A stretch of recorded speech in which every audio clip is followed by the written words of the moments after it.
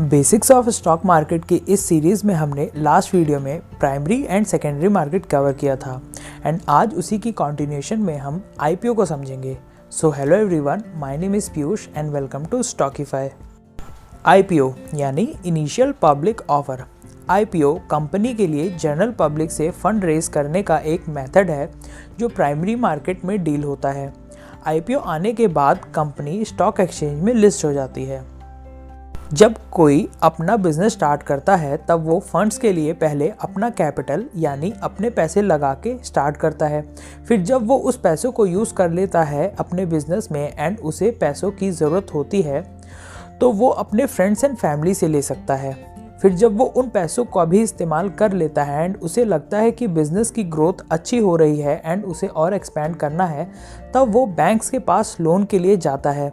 But bank भी एक limit में पैसे दे सकती है, तो अगर उसके बाद भी उसे पैसों की रिक्वायरमेंट होती है अपने कंपनी को और एक्सपेंड और ग्रो करने के लिए तब वो जनरल पब्लिक के पास फंड रेज करने के लिए जाता है थ्रू आईपीओ। तो आईपीओ में कंपनी पब्लिक से फंड रेज करती है एंड उसके बदले में वो उन्हें अपने कंपनी के शेयर्स देती है।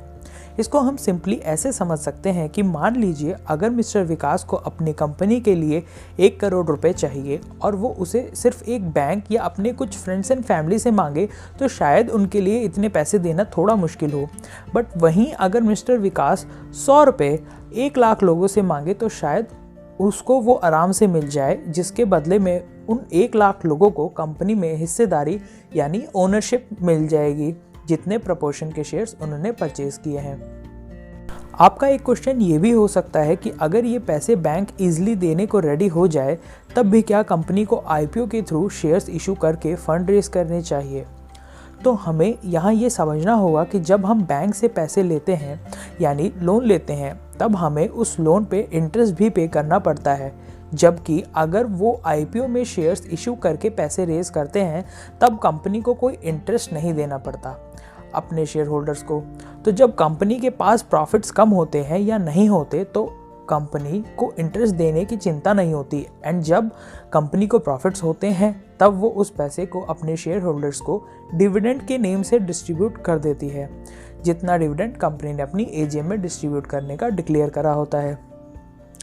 तो हम अगर इसको सिंपली समझें तो आईपीओ में इक्विटी से रेज किए हुए फंड्स पे कंपनी को कोई इंटरेस्ट और डिविडेंड का ऑब्लिगेशन नहीं होता।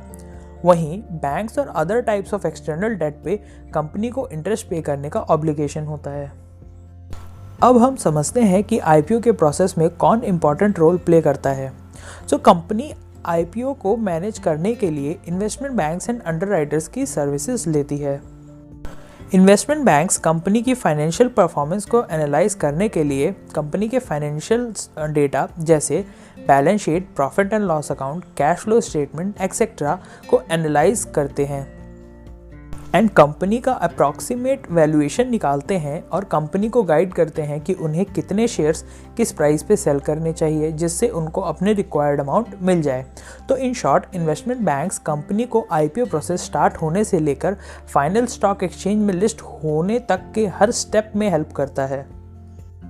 नेक्स्ट इंपॉर्टेंट रोल होता है अंडरराइटर्स का, जो कंपनी को एक तरह की गारंटी देता है कि अगर कंपनी को मिनिमम सब्सक्रिप्शन नहीं मिला, जो कि सेबी ने बताया है, तो ये अंडरराइटर्स कंपनी के शेयर्स को सब्सक्राइब करने में या सेल करवाने में हेल्प करते हैं एंड इसके बदले में वो कंपनी से कमीशन लेते हैं।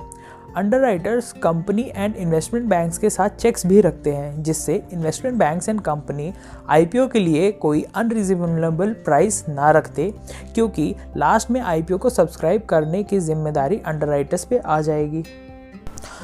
तो हमने सीखा कि आईपीओ क्या होता है, दूसरे मेथड्स ऑफ फंड रेज करने से आईपीओ बेनिफिशियल कैसे होता है, आईपीओ के प्रोसेस में इन्वेस्टमेंट बैंक्स एंड अंडरराइटर्स का क्या रोल प्ले करते हैं।